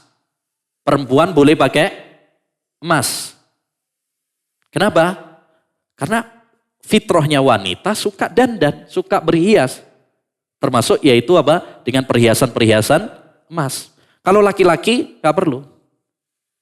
Ya. Nah laki-laki udah emas. Nggak perlu apa? Nggak perlu tambahan emas lagi. Orang dia dipanggil apa? Emas, dia sudah emas berarti. Baik. Sebagai faedah, perlu kita jelaskan tentang masalah dandan ini. Sebenarnya ini butuh kajian khusus ya tentang masalah dandan wanita. Tapi setidaknya kita sampaikan kaidah-kaidah penting dalam masalah berdandan dan berhias bagi wanita. Yang pertama, ya hendaknya berdandannya wanita itu untuk ibadah. Bukan untuk tampil beda, untuk bersolek di hadapan laki-laki yang bukan mahramnya, bukan suaminya. Jadi jadikan wanita ketika berdandan itu tujuannya adalah untuk ibadah. Nah ibadahnya seorang wanita berdandannya untuk siapa? Suaminya. Seperti dalam hadis yang kemarin kita bahas, ketika Rasulullah ditanya, ayyun nisa'i khair, wanita yang baik itu bagaimana wahai Rasulullah? Allati tasurruhu idza nadharta ilaiha. Yang menyenangkan suami ketika suami apa? Memandangnya. Kan suami seneng tuh ya. Kalau istrinya apa? Berdandan, mandi, wangi, ya. Nah itu, niatkan untuk menyenangkan suami. Jangan malah berdandannya untuk untuk orang lain. Sekarang ini banyak orang terbalik. Mudah-mudahan akhwat di sini nggak ada yang masuk gitulah ya. Tapi banyak di sana, ya banyak wanita-wanita yang terbalik. Kalau ada undangan, acara, dia dandan berjam-jam bahkan. Itu biasanya yang bikin masbuk kalau acara-acara, ya karena nunggu siapa? Perempuannya, dandannya lama. Ya, udah mau berangkat, yang lain siap, yang ini belum. Kenapa? Masih dandan. Tapi begitu sama suaminya, nah ini. ala kadarnya. Kadang-kadang masih bau bumbu, ya, bau dapur. Nah ini, maka kita para akhwat harus merubah. Hendaknya berdandannya kita untuk suami, untuk ibadah, bukan untuk fitnah. Ya, apa gunanya? Kita berdandan cantik, tapi yang menikmati adalah ya laki-laki yang tidak halal bagi kita. Nah, semakin banyak laki-laki yang menikmati kecantikan kita, ya, pada dasarnya kita membuat dosa kepada mereka. Baik, ini yang pertama. Yang kedua, hendaknya dandanan kita tidak bertentangan dengan syariat. Ya, dandanan kita tidak bertentangan dengan syariat. Karena berhias, berdandan itu ada 3 macam. Ya, berdandan itu ada 3 macam. Yang pertama, dandanan yang disunnahkan. Dandan yang sunnah. Yaitu sunnah-sunnah fitrah. Tahu sunnah-sunnah fitrah ya? Seperti apa? Potong kuku. Kemudian apalagi mencabut bulu ketiak, ya. Kemudian mencukur bulu kemaluan, istinja, ya. Sunnah-sunnah fitrah seperti ini disyariatkan, dianjurkan, dan itu termasuk keindahan yang alami. Demikian juga pakai celak, terus lagi pakai apa itu namanya, pacar kalau bahasa kita, inai ya, inai yang merah-merah tuh loh di kuku, itu disunnahkan bagi wanita untuk memakai itu dandanan yang disunnahkan. Taib. Yang kedua, dandanan atau hiasan yang haram. Nah ini, seperti apa? Tadi, tato, karena dilarang oleh syariat. Bagian itu termasuk dosa besar. Kenapa dosa besar? Karena ada laknat di situ, Allah melaknatnya. Demikian juga rambut palsu. Ya, termasuk juga pakai apa? Ini alis palsu. Ada juga yang pakai idep palsu. Itu termasuk apa?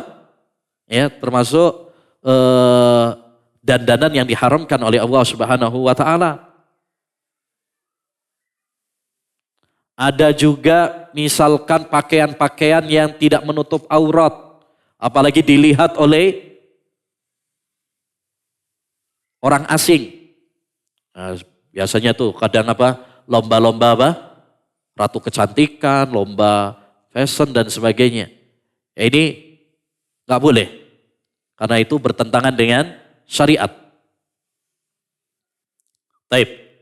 Yang ketiga, dandanan yang diperbolehkan. Dandanan yang diperbolehkan. Seperti pakai gelang, pakai anting-anting. Ya. Boleh wanita pakai anting-anting? Boleh, kan itu dilubangi. Boleh. Kalau wanita boleh. Karena memang wanita tadi suka berhias, suka berdandan. Makanya dalam hadis yang dikenal dengan Ummu Zara, Rasulullah SAW mengatakan kepada Aisyah, kuntu laki ka Abi Zar'in li Ummi Zara. Aku bagimu seperti Abu Zara kepada Ummu Zara. Dan Abu Zara memberi perhiasan telinga kepada istrinya. Demikian juga yang diperbolehkan pakai parfum. Boleh. Ya, tapi untuk suaminya tadi. Kemudian juga alat-alat kecantikan yang tidak bertentangan dengan syariat, boleh. Ya, pakai bedak, pakai lipstik. Ya. Yang penting adalah untuk siapa? untuk suaminya, ya. Baik, itu intinya yang kedua, rambu-rambu yang kedua dalam berdandan adalah apa? Tidak bertentangan dengan syariat. Yang ketiga, tidak berlebihan. Tidak berlebih-lebihan. Tidak boros, tidak melampaui batas. Allah Subhanahu wa taala berfirman, "Wa kulu washrabu wala tusrifu, innahu la yuhibbul musrifin." Surat Al-A'raf ayat 31. Makan dan minumlah tapi jangan berlebihan. Allah tidak mencintai orang-orang yang berlebihan. Jadi dandan boleh tapi jangan berlebihan.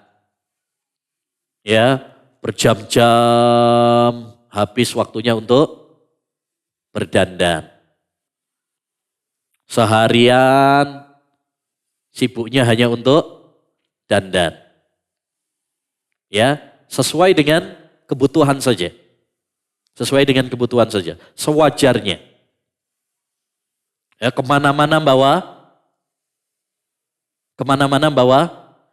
alat kecantikannya. Nah, ini biasanya banyak nih. Ibu-ibu pokoknya tasnya pasti isinya apa? Cermin, lipstik, bedak, ya, rambutnya kesenggol dikit, ya, kerudungnya miring dikit, langsung, ya. Boleh berdandan, tapi tidak boleh terlalu apa? Berlebihan. Nah, Rasulullah anit tarajjuli illa hibban.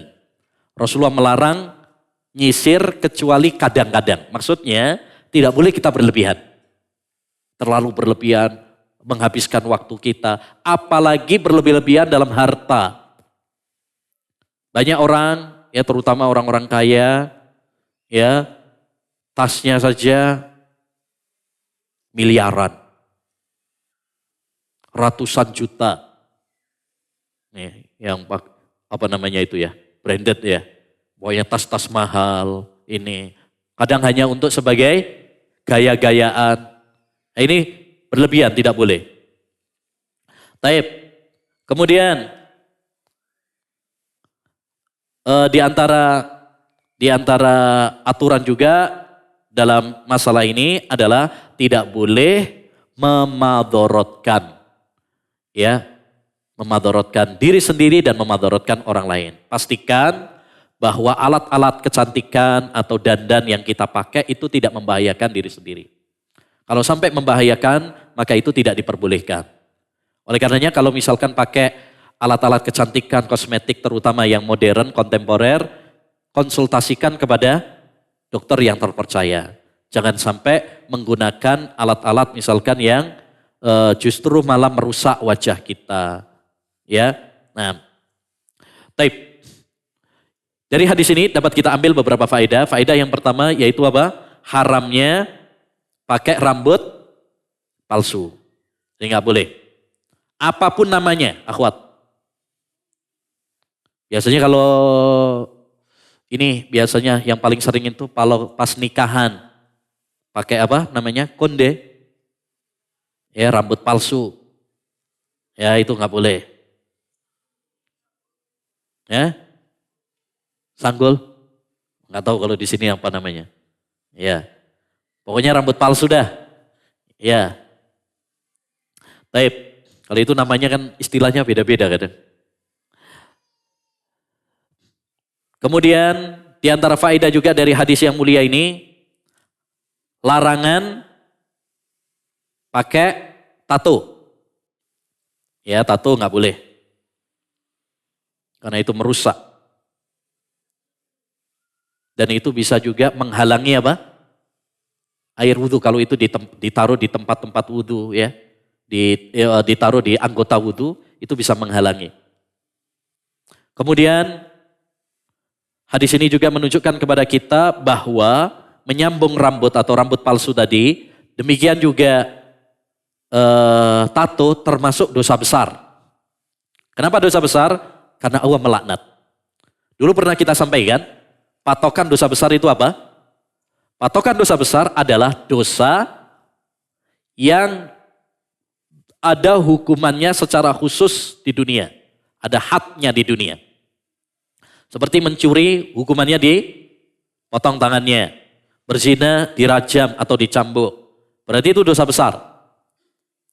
Atau ada ancamannya di akhirat. Diancam dengan laknat, diancam dengan neraka, diancam gak masuk surga. Itu berarti dosa besar.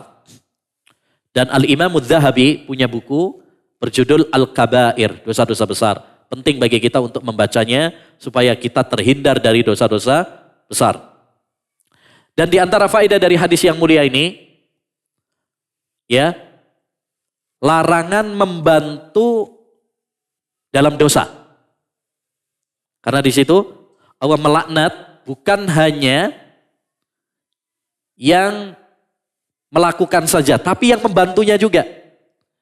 Yang ditato dan yang mentato. Yang minta ditato, itu dua-duanya nggak boleh. Karena apa? Karena saling membantu di dalam dosa. Wa ta'awanu 'alal birri wat taqwa wa la ta'awanu 'alal itsmi wal udwan. Tolong menolonglah kalian dalam kebaikan, ketakwaan, jangan tolong menolong dalam kemaksiatan. Makanya dalam hadis tentang riba, Rasulullah mengatakan la'anallahu akilar riba wa mukilahu wa katibahu wa syahidai. Wa melaknat yang memakan riba, kemudian yang mencatatnya, kemudian wakilnya, kemudian saksinya. Kenapa? Karena semuanya gotong royong saling membantu dalam dosa. Ya, maka tidak boleh kita membantu dalam hal maksiat kepada Allah Subhanahu wa taala. Baik.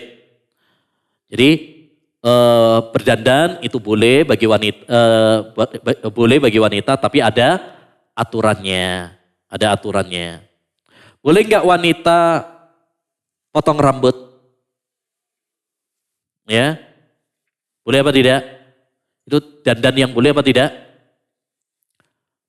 Ya, boleh asalkan tidak menyerupai gaya rambut laki-laki atau gaya rambut wanita, ciri khas wanita-wanita kafir.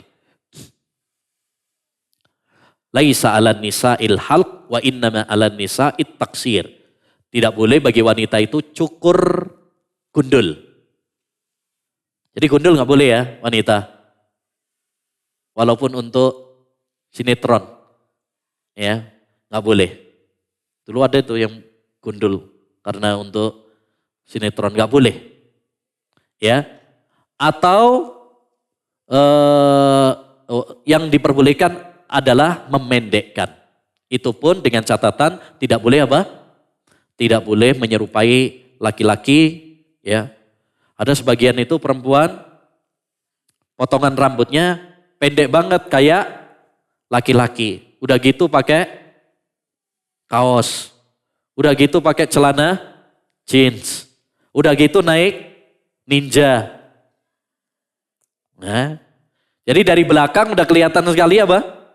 Nah, kayak laki-laki, nggak bisa dibedakan kan? Nah, tapi yang terakhir, hadis yang ke-10, An Abi Hurairah radhiyallahu an, qala Rasulullah sallallahu alaihi wasallam,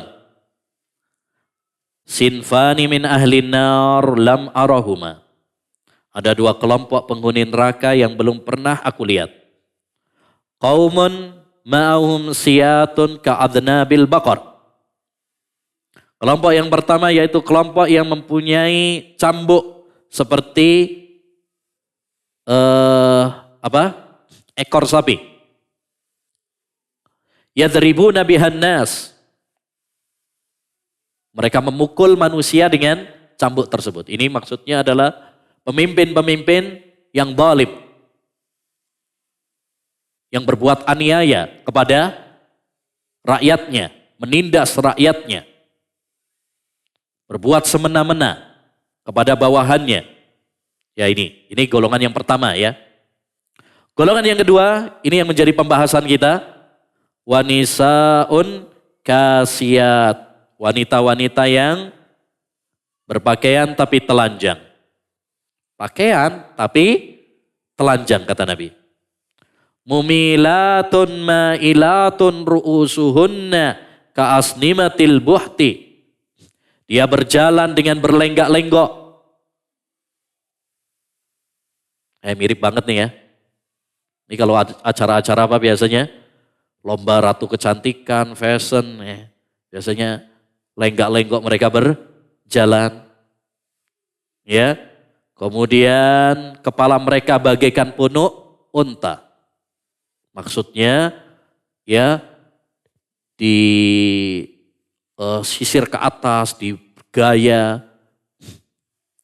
Taib. La yadkhulnal jannah. Mereka tidak masuk surga. Ini ancaman dari Nabi SAW. Wala yajidna rihaha. Tidak mencium aroma surga. Jadi surga itu memiliki aroma. Wa inna rihaha la yujadu min masirati kada wa kada. Padahal bau surga itu bisa dicium dari jarak sekian dan sekian. Taib, hadis ini menunjukkan kepada kita apa? Haramnya tabarruj, bersolek, ya, berdandan yang mengfitnah, menggoda, pakaian-pakaian yang tidak memenuhi syarat jilbab wanita muslimah. Berpakaian tapi telanjang. Apa maksudnya berpakaian tapi telanjang? Secara zahir dia pakai baju. Tapi fungsi dari pakaian tidak ada. Tidak terwujudkan. Fungsi pakaian itu kan apa? Untuk menutupi aurat. Tapi fungsi tersebut tidak terwujudkan. Ya, kenapa? Karena pakaiannya ketat. Sehingga menampakkan lekuk tubuhnya. Pakaiannya tipis. Sehingga tembus pandang. Itu artinya berpakaian tapi apa? Telanjang. Oleh karenanya,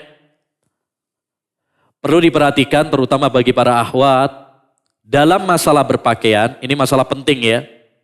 Karena pakaian ini bisa menjadi fitnah kalau tidak memenuhi syarat-syarat jilbab wanita muslimah. Betapa banyak laki-laki yang awalnya mungkin tidak tergoda, tapi karena pakaiannya tidak menutup aurat, pakaiannya ya menampakkan sebagian tubuhnya, pakaiannya terlalu tipis, tembus pandang, pakaiannya terlalu ketat, sehingga membangkitkan syahwat birahi laki-laki. Jadi ini banyak kasus seperti itu. Oleh karenanya perlu diperhatikan bahwa pakaian wanita muslimah itu harus memenuhi beberapa syarat. Syarat yang pertama, pakaian tersebut harus menutupi aurat. Ya, menutupi semua badan. Walaupun ada perbedaan di kalangan para ulama tentang wajah dan telapak tangan, apakah masuk apakah tidak. Apakah wajib cadar ataukah tidak, ini ada perselisihan. Tapi ya, kalau kita mau lebih hati-hati, mendingan pakai cadar. Tapi kalaupun tidak, ya maka mudah-mudahan ya bertahap. Intinya, ini syarat yang pertama yaitu hendaknya menutup aurat semua badan kita. Ya, kalau bisa wajahnya sekalian, tapi kalau tidak bisa tidak mengapa. Syarat yang kedua, tidak boleh ketat sehingga menampakkan lekuk tubuhnya. Syarat yang ketiga, tidak boleh menyerupai pakaian khas laki-laki. Dan ini sudah pernah kita bahas dalam hadis yang sebelumnya. Laki-laki tidak boleh pakai pakaian yang khasnya perempuan. Perempuan juga begitu, tidak boleh memakai pakaian khasnya laki-laki. Dilaknat oleh Allah Subhanahu wa ta'ala. Yang keempat, ya, tidak boleh menyerupai pakaian khasnya wanita-wanita kafir. Karena man tashabbaha biqaumin fahuwa minhum. Taib. Berikutnya, Syarat yang berikutnya adalah tidak boleh yang tipis sehingga tembus pandang. Ini nggak boleh. Kemudian yang ke berapa itu? Yang keenam, tidak boleh pakaian syuhrah. Apa syuhrah itu? Pakaian yang tampil beda. Maksudnya bikin orang perhatian sama dia. Ya tampil beda. Sehingga menarik perhatian orang yang melihatnya. Itu namanya libasus syuhrah. Kemudian juga yang ketujuh, tidak boleh memakai parfum. Ya, wewangian apabila ingin keluar rumah. Ada larangannya dari Nabi Shallallahu Alaihi Wasallam. Ya, wanita manapun yang memakai parfum, kemudian dia melewati laki-laki supaya mereka mencium aroma wanginya, fahiyazaniyah kata Nabi. Maka dia adalah wanita pezina. Maksudnya wanita pezina bagaimana? Apakah berarti dirajam juga? Enggak. Maksudnya dia melakukan perbuatan wanita zina. Kita lihat wanita-wanita nakal, waliyadzubillah, biasanya mereka apa? Begitu, pakai parfum, sebotol mungkin dipakai semuanya. Tujuannya untuk apa? Menggoda pria. Nah, kalau ada wanita, kemudian dia pakai parfum, tujuannya untuk menggoda kaum laki-laki, berarti dia menyerupai wanita pezina, waliyadzubillah. Ya, bahkan Nabi SAW melarang, kalau wanita tersebut mau ke masjid, nggak boleh pakai parfum. Ke masjid padahal. Apalagi kalau ke mall, apalagi mau ke ya tempat-tempat yang lainnya. Taib. Demikian akhwat yang bisa kita bahas 3 hadis. Alhamdulillah dapat 10 hadis. Mudah-mudahan apa yang telah kita pelajari bisa menambah ilmu yang bermanfaat bagi kita, terutama bagi para akhwat dan bagi para ummahat yang semoga dirahmati oleh Allah Subhanahu wa taala.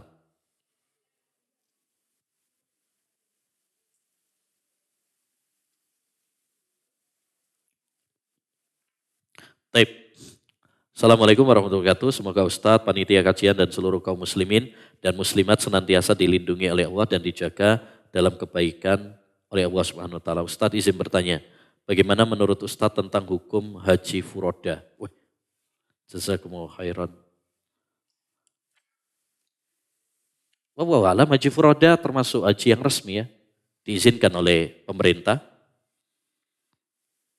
Ya, sehingga hukum asalnya wallahualam adalah boleh. Kalaupun memang misalkan ada yang gagal, itu berarti ya belum takdirnya saja. Belum takdirnya. Tapi secara umum haji furoda itu resmi. Haji yang resmi. Ya, resmi dari pemerintah, tidak ada yang bertentangan di situ. Tidak ada yang bertentangan. Memang kayak tahun kemarin ada yang haji furoda itu tidak keluar visanya. Banyak. Ya itu yang menjadi polemik. Tapi alhamdulillah untuk tahun ini yang saya dengar sudah banyak yang keluar. Banyak yang keluar. Alhamdulillah. Jadi intinya haji furoda setahu saya itu sudah sesuai dengan undang-undang. Maksudnya tidak ada yang bertentangan, itu resmi dari pemerintah. Maka hukum asalnya adalah boleh. Adanya sebagian visa tidak keluar, ya, yaitu resiko dalam sebagian bisnis itu kadang-kadang ada hal-hal yang di luar dari rencana, Tapi itu tidak merubah status hukum asalnya. Kecuali kalau memang di situ bertentangan dengan undang-undang, maka ini tidak diperbolehkan. Ya, apalagi kalau mengandung unsur spekulasi, ketidakjelasan. Taib.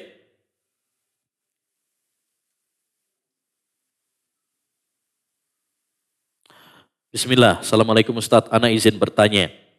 Apabila kita sholat sengaja baca tulisan yang ada di baju orang depan kita, apakah membatalkan sholat? Syukron Ustadz. Nah ini pelajaran penting bagi kita. Kalau sholat jangan pakai pakaian yang ada apa? Pakaian yang ada tulisannya, gambarnya. Ini masuk di akhwat ada ini.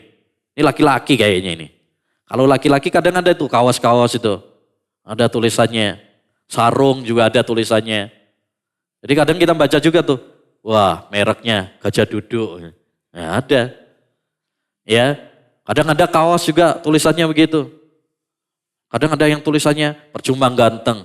Ya, istri satu. Wah, itu kan ganggu yang di belakangnya. Akhirnya baca. Taib, membatalkan sholat atau tidak? Kalau membacanya dengan lisan, melafadzkan, maka ini membatalkan. Karena berarti dia sengaja berbicara. Tapi kalau cuma di dalam hati, ya cuma di dalam hati saja, maka ini apa? Tidak membatalkan. Ya tidak membatalkan. Hanya merusak kekhusyuan. Merusak kekhusyuan. Taib.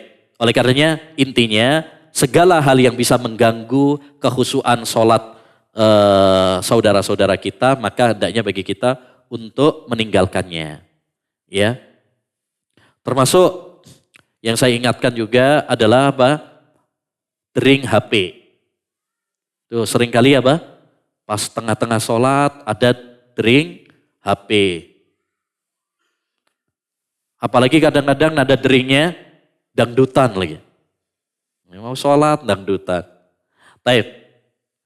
Kemudian juga yang biasa mengganggu juga, mohon maaf,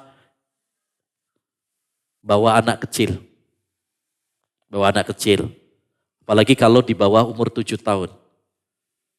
Kadang lari ke sana, lari ke sini, teriak-teriak. Nah, ini bisa mengganggu kekhusyuan dalam sholat. Oleh karenanya, kalau anak tersebut belum usia mumayyiz, di bawah 7 tahun, hendaknya tidak dibawa ke masjid. Kalau bisa. Kalaupun memang terpaksa membawa, hendaknya bagi orang tua untuk bisa mendampinginya dan mengkondisikannya.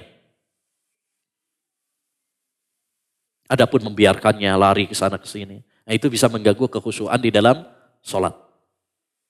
Ya, termasuk yang perlu dihindari bisa mengganggu kekhusyuan sholat juga, antum sholat depan cermin. Sholat depan cermin. Itu ganggu kekhusyuan tuh. Akhirnya sholat, wah lihat cermin. Wih ganteng juga ya. Atau cantik juga ini saya. Nah ini.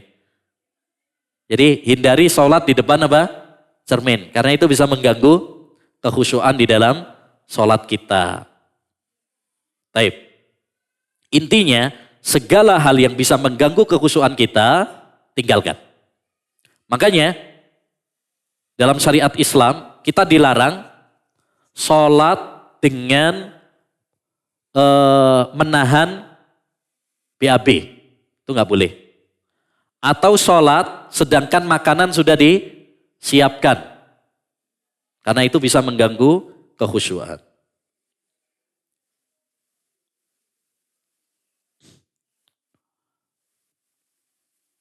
Taib.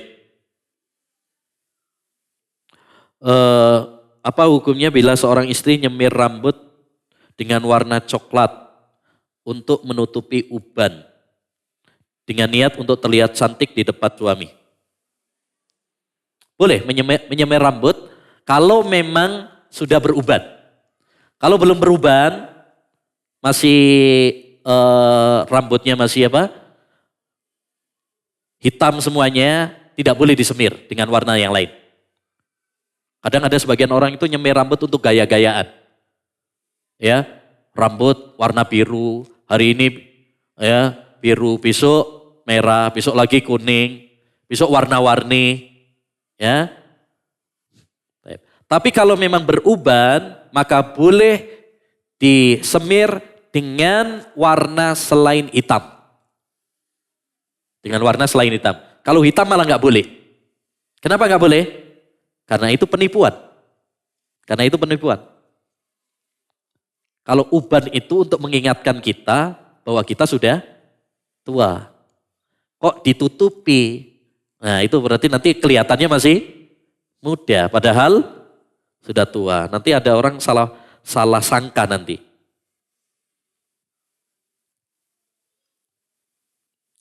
Ustadz, bagaimana kalau kita di Mekah yang sedang menunaikan ibadah haji? Hari Arafahnya di hari Selasa. Sedangkan kita puasa Arafahnya di hari Rabu. Ini yang ditanyakan yang di mananya ini. Taib. Memang tahun ini seperti tahun sebelumnya juga ada perbedaan antara penetapan tanggal 1 Dzulhijjahnya antara Saudi Arabia dengan Indonesia. Ya, kalau Saudi Arabia hari raya Idul Adha-nya hari Rabu. Kalau Indonesia hari Kamis. Ini berawal dari perbedaan penetapan tanggal 1-nya. Jadi karena tanggal 1-nya saja berbeda, otomatis ya tanggal 9 dan tanggal 10-nya pasti berbeda. Dan ini memang masalah yang diperselisihkan oleh para ulama rahimahullah ta'ala. Sebagian para ulama mengatakan hendaknya mengikuti waktu Arafah yang di Saudi, dan sebagian para ulama mengatakan hendaknya masing-masing mengikuti keputusan negara masing-masing. Dan pendapat yang lebih kuat wallahu alam adalah hendaknya mengikuti keputusan negara masing-masing. Ya, itu saya jelaskan secara panjang dalam buku saya Keagungan Hari Arafah. Ini. Nah, ini nanti kalau yang dapat hadiah ini bisa dibaca di dalam buku ini secara panjang alasan kenapa kita menguatkan hendaknya mengikuti keputusan negara masing-masing. Jadi patokan hari Arafah adalah tanggal 9 Dzulhijjah, bukan ya wukufnya para jamaah haji di Arafah. Ya, itu pendapat yang lebih kuat. Tahu alasannya lebih luas, nanti baca di buku ini. Taib, sekarang saya yang tanya. Ayo Bu, sekarang Bu. Ada ininya ya di situ ya? Ada. Mic-nya ya? Pertanyaan pertama.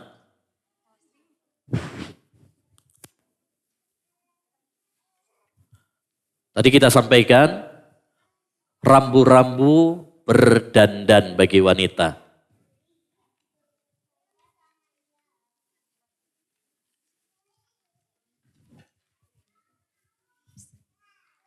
Bismillahirrahmanirrahim. Berdandan ada 3 macam. Rambu-rambunya. Ya, dandan yang disunahkan. Bukan ya? Itu macam-macam berdandan lah ya. Kaidah-kaidahnya berarti ya Ustaz? Ya, kaidah-kaidahnya. Yang pertama, hendaknya dandanan wanita untuk beribadah.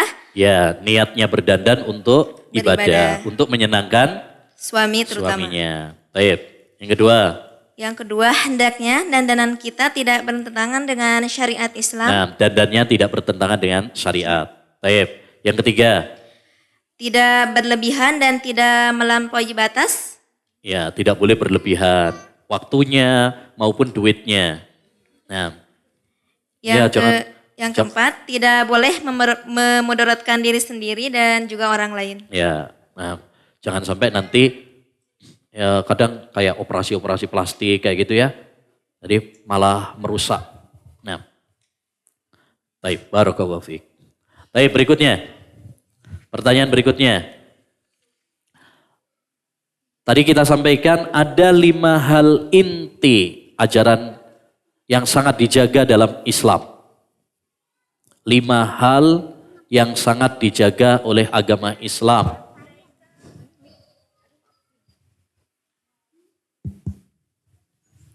Ya, bismillah. Menjaga agama, yang pertama, yang kedua menjaga nyawa, yang ketiga menjaga harta, yang keempat nasab, Yang kelima menjaga akal. Ya, khair insyaallah. Barakallahu fiik. Sebelumnya belum pernah ya?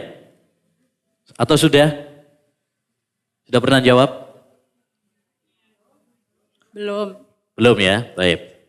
Usahakan yang belum pernah jawab ya. Biar bagi-bagi hadiahnya. Baik. Tadi juga kita sampaikan tentang 4 hal inti ajaran semua para rasul. Ya, siapa akhwat? Ini untuk ngetes perhatian apa enggak? Ntar ngobrol sendiri lagi. Nah.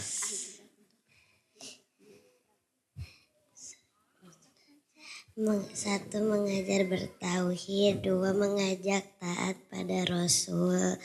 3, takwa. Enggak jelas ini suaranya. Anak-anak ya? 1, mengajak bertauhid. 2, mengajak taat kepada Nabi atau Rasul. 3, takwa. Takwa. Terus yang keempat? Tauhid, taat kepada Rasul. 3, takwa. Keempat? Istighfar. Istighfar. Masya Allah. Barakallahu fiik. Taib.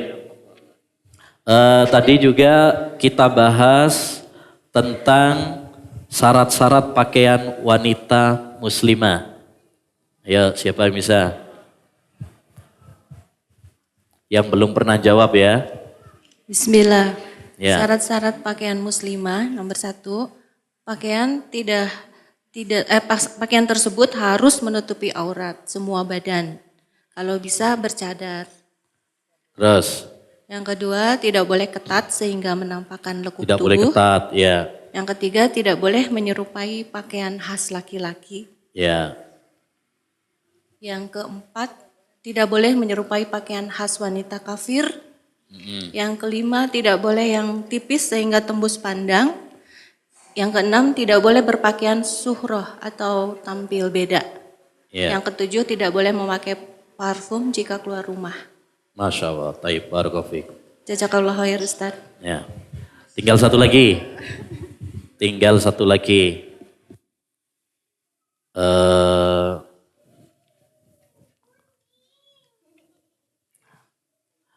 Kenapa tidak boleh jabat tangan dengan lawan jenis?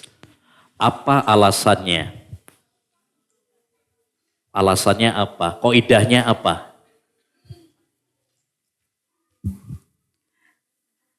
Bismillahirrahmanirrahim. Karena bisa mengandung jinah dan Islam mencegah untuk perbuatan-perbuatan yang menuju jinah. Ya, karena Allah Subhanahu wa taala kalau melarang sesuatu maka Allah haramkan juga apa? Sarana yang bisa menjerumuskan kepadanya. Ya, berawal nanti dari sentuhan, nanti bisa menjurus kepada perzinahan. Maka itu ditutup rapat-rapat. Itu kaidahnya apa tadi? Allah itu kalau melarang sesuatu, maka Allah larang segala sarananya. Itu yang disebut dengan kaidah saddu dzari'ah. Membendung segala hal yang bisa menjerumus kepada keharaman. Baik. Demikian yang bisa kita bahas. Dan sebagai penutup saya ingatkan ya hari Rabu, hari Arafah ya. Jangan lupa untuk berpuasa dan banyak berdoa kepada Allah Subhanahu wa taala. Ajak suami kita, ajak anak-anak kita, latih mereka untuk berpuasa hari Arafah karena pahalanya sangat besar. Hari itu hari istimewa, mari kita manfaatkan untuk banyak berdoa, banyak beramal soleh di hari yang mulia. Ya, semoga Allah memberkahi kita semuanya.